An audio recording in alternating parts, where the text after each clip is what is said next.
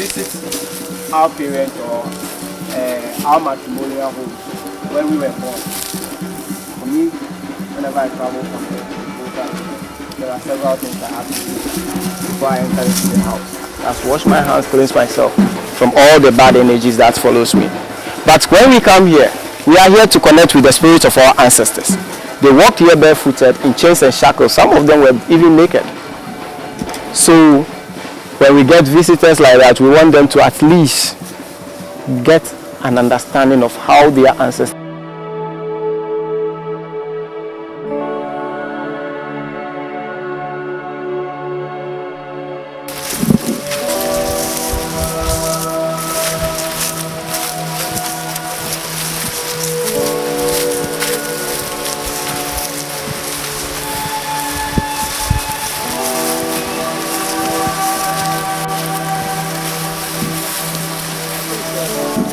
Down there on our left hand side, we have the river called the Ochi River. Ochi literally means something that grabs. And then we have the Donkunshio. Donko means slave. So this river was where our ancestors took their last ever bath in. They were brought all the way from Salaga, Sampa, Janani, and all over Ghana. We had about 63 slave buckets. From Salaga, they went through the Mole National Park. It was a nature reserve, full of wild animals back then in the days. Our ancestors who walked past that particular park, so many of them had to be sacrificed so that they could trade their ways through the park. When they got there, the captors saw them in chains and shackles and the wild animals ahead of them. All the weaker captives were taken off, walked for a safer distance, and then they had them tied to trees. They went ahead to give them multiple whips.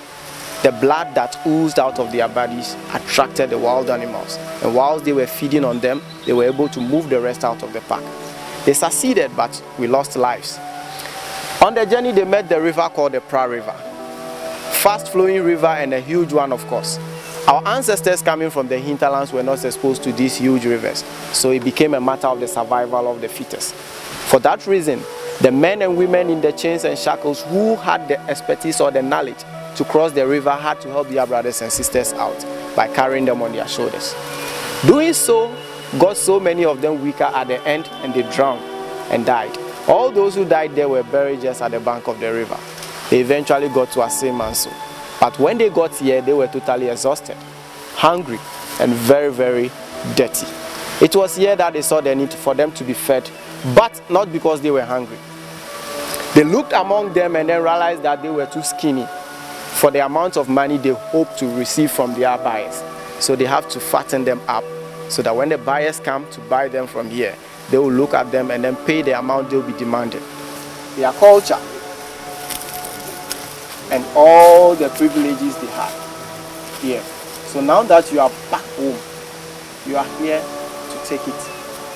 It belongs to you as well as me, myself. So you come back home, we take you to the first bath of return. Even though it's not your actual first bath of returning back home here, but we take you there for a spiritual bath we call the Sankofa healing bath. That is where you have to wash your feet, wash your hands, and then you pray to the ancestors.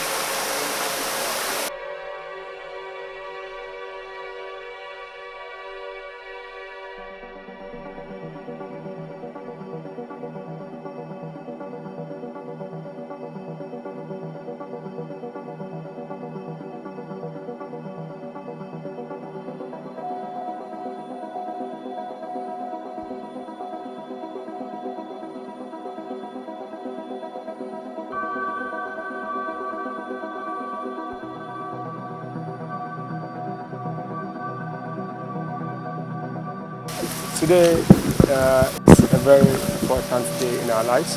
May our ancestors keep enlightening us, open our eyes, open our ears, and open our mouth, so that wherever we stand as Africans and Africans in the diaspora, we will still stand strong, and in unison, we will go to wherever we want to go. Also, this facility is our facility, and this facility tells us a lot of our history, because the name Assin itself is the history for itself alone. This is what we have, and if today we are in a position that we can support our own, then I think this is the right forum to tell you all. I believe, because my soul and spirit is telling me that today visiting is not just going to be a mere visiting, but it's going to bring successes between yourself, myself, and African world at general. So once again, I say Akwaba, and may our ancestors always, always, always be with us. Thank you. Thank you.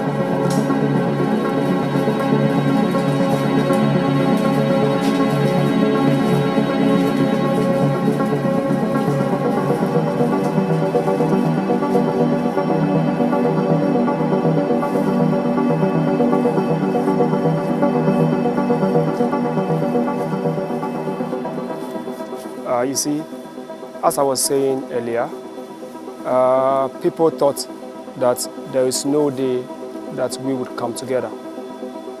People thought I will never see this day. That is why every word on us is very, very important spiritually. You have words like the door of no return.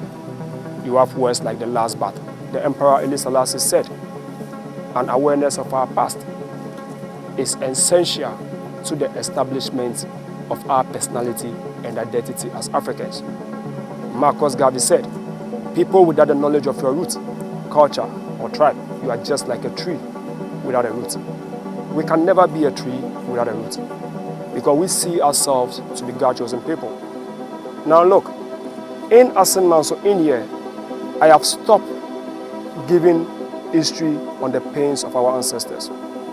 I do believe that we have to look beyond that.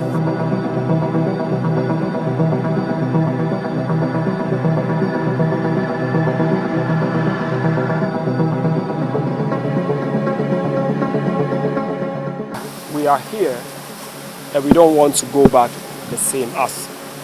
We want to go back the better version of ourselves. Now when we get to this river, after forgiving, then it means we have to have a new world. When you forgive somebody, there are certain things about us that we also have to let go. So we get to the river.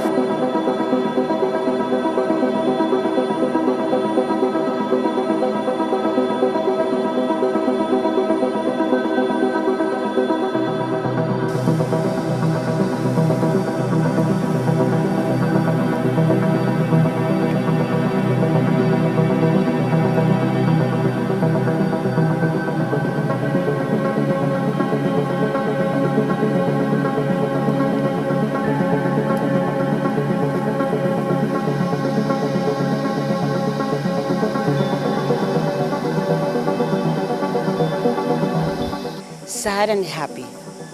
Sad because the past is so sad for our ancestors, but happy because we are doing the work.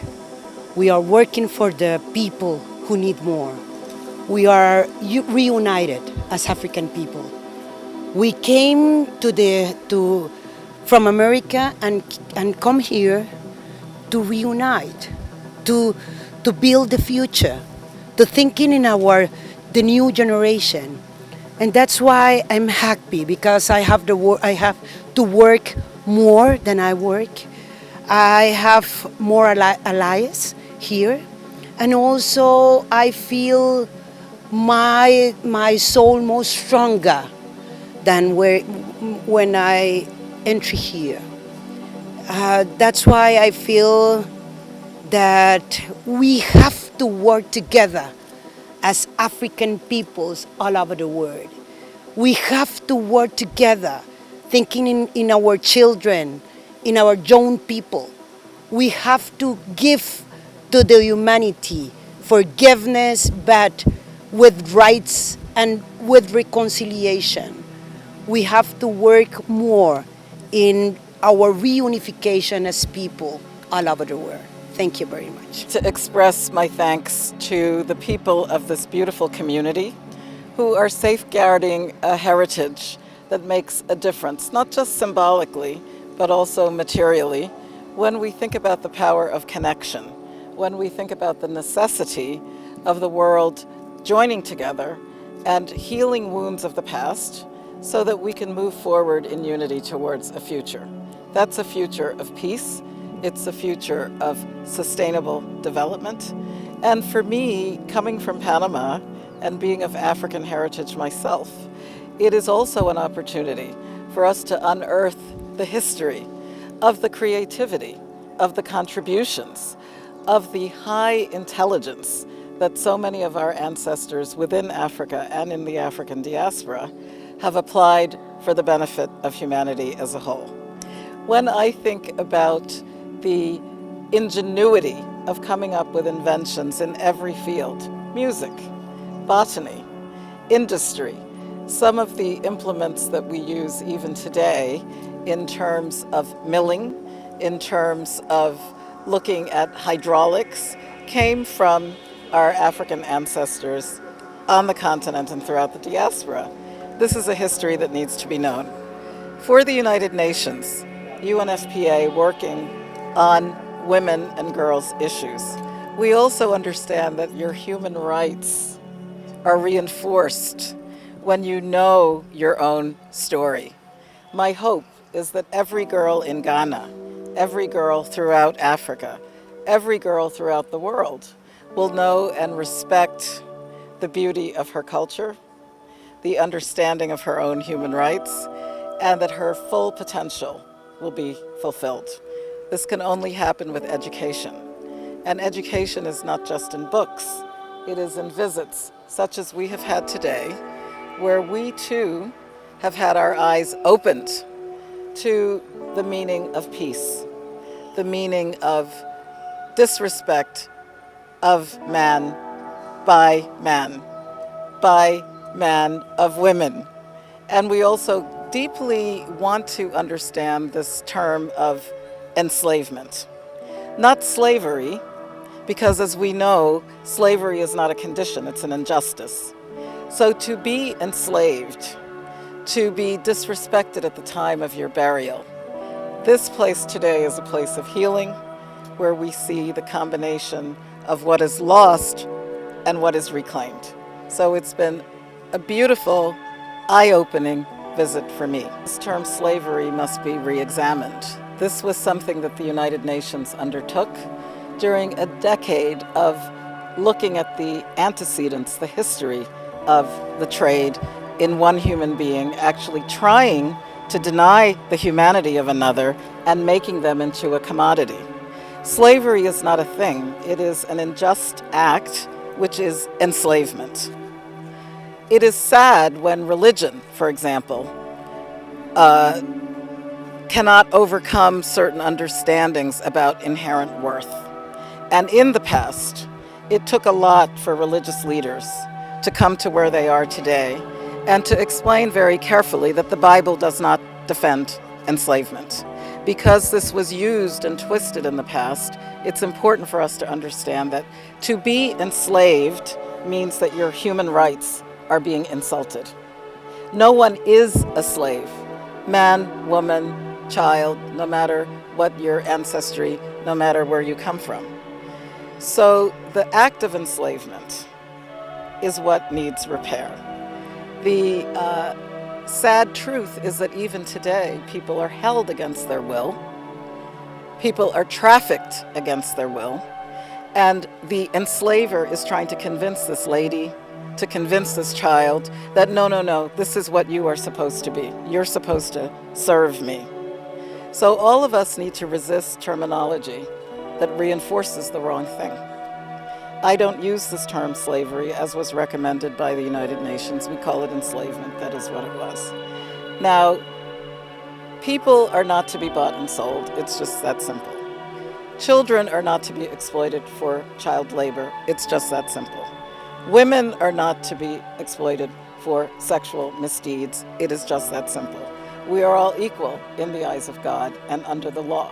On speaking about return, speaking about healing, speaking about acknowledging the past so that we move forward, means that we no longer have to dwell in the belief that we are in any way inferior.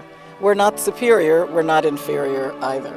So I emphasize this point because I think for your profession as a journalist, for my profession as a medical doctor in the United Nations, for every school child, this is very empowering information that we need to share with each other. Thank you so much. Thank you.